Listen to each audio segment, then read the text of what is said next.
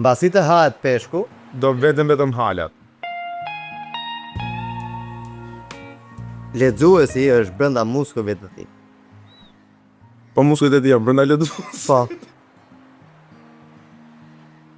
Teleshikues dhe libra lexues në episodin numër 2 të Pikë Takimit. Aty ku mbaron imagjinata e autorit dhe fillon vizioni i regjisorit. Absolutisht. Pra, ne në episodin e kaluar folëm për librin 1984 dhe filmin Kazerma. Ku tham që nuk është një adaptim i drejtpërdrejt Kazerma i librit 1984, por gjetëm disa gjëra pikante dhe të përbashkëta. Absolutisht. Për të gjithë ju që e keni humbur episodin në të parë, mund ta gjeni në kanalin tonë të YouTube-it. Më bënë hub.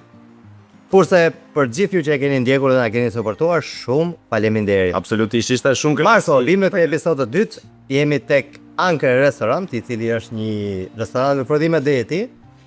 Duke qenë se ndodhemi në këtë restorant, kemi zgjedhur një gjë të përbashkët të radhe, jo të kundërt, që jemi tek Plaku dhe Deti.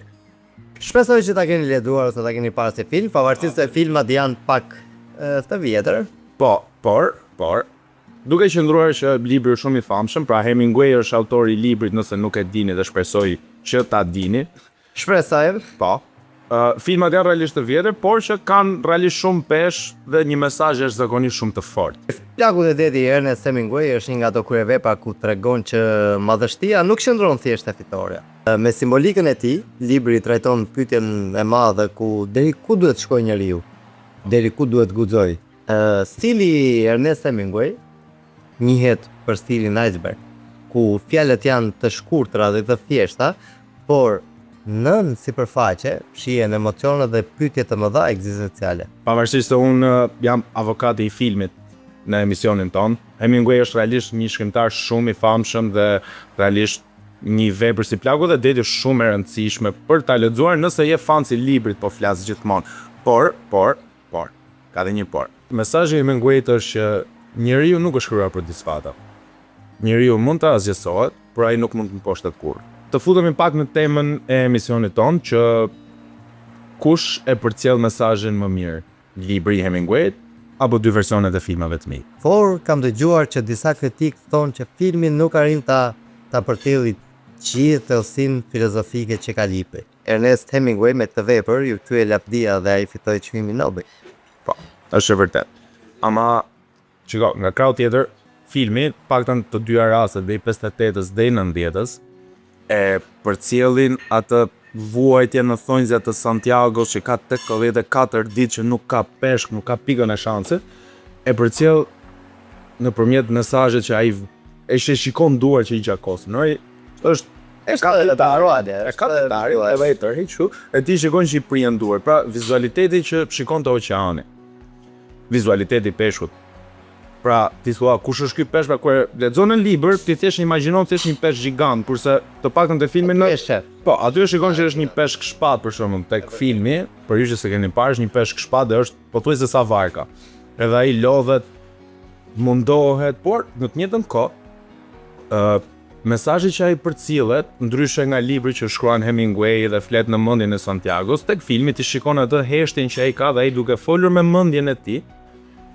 Dhe thjesht ka ato flashbacks-at e tij, pra vet Santiago vuan te filmi dhe ti e ndjen kur ai vuan. Dhe në të njëjtën kohë, për ju që ndoshta nuk e dini, filmi 58-s ka fituar 2 çmime, pra për Best Actor, pra Spencer Tracy që ka luajtur rolin e Santiagos, dhe Best Movie që ka pasur në atë kohë, kurse i 90-s ka fituar The Best Sound Effect, pra ti dëgjon ato zhurmën e detit, kap ankthit, kap stresit, gjatë gjithë kohës që shikon Santiagon që vuan, ti mund ta ndjesh. Thjesht imagjinoje si ide. Pra bo ta shifshin kinema sot atë, ti do ndjeje atë detin. Nëse Santiagon nuk do sulmonin peshkaqenët, ç'a mund ndodhte? Ç'a do ndodhte? Më ç'a do ndodhte? Peshkor që pati? Baf. E shikon që do ndodhte? Do vinë peshku? Normalisht do vinë peshku. Gëzuar ankrës edhe gëzuar më bënë hubit.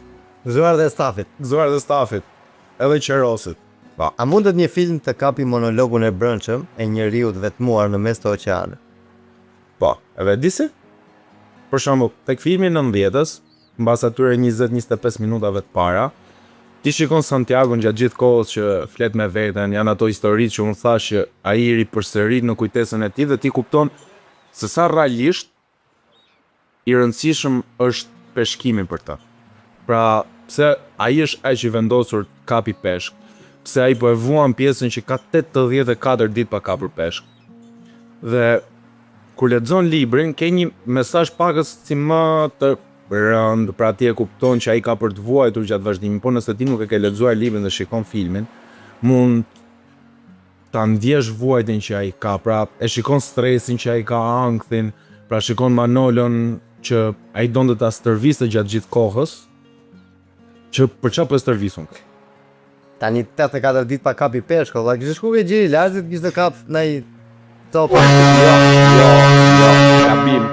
Jo. Nuk ka gabim se ke Gjiri Larzit nuk ka peshka qenë, kështu që nuk mund ta. Po ta voshim me mashinë kapur. Pa ku nuk shkosh? E thash Gjiri Larzit, nuk ka lot pas. Shkosh nga kreatiku. Shkosh nga sasa. Marko, unë mendoj shumë që filmi ka humbur ndjesinë e kohës që kalon ngadalë dhe peshën e vetmisë si vetëm leximi ta jep. Por nga krau tjetër çfarë fitoi filmi? Fitoi vizualizimin e peshkut gjigant, gjithashtu dhe forcën e detit që leximi do duhet që ta imagjinosh. Për ju që doni një mesazh shumë të fortë tek një film, mendoj që Plagu dhe Deti është një film i thjesht për tu parë, koha kalon shumë shpejt dhe ti si shikues mund të kuptosh shumë gjëra të bëf mirë. Por që prap vepra e Hemingway paktën në brezin tonë e kemi lexuar në shkollë me detyrim, por që është një vepër realisht shumë e bukur. Në libër Santiago është hero që refuzon të dorëzohet, pavarësisht se e di që humbja është e pashmangshme. Kjo nuk është thjesht një histori peshkimi.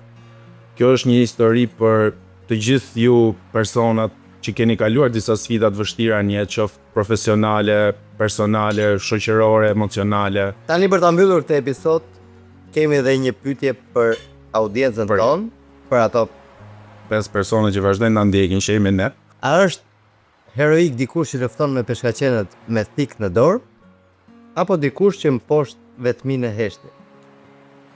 Përgjigjet që ju keni, presim përgjigjet e juaja në komentet, do i bëni se s'bën se. Kësaj radhe s'ka llafe. Dhe ju falenderojmë për këtë episod të dytë. Mos harroni na ndiqni në YouTube, Instagram, like, share kanalin tonë të YouTube-it që ta ndjek dhe subscribe. Si Ky është episodi i dytë. Kanal për në hub. Po, më bën hub. Ky është episodi i dytë. Ju falenderojmë nga unë Marko dhe unë Kosta. Mirupafshim.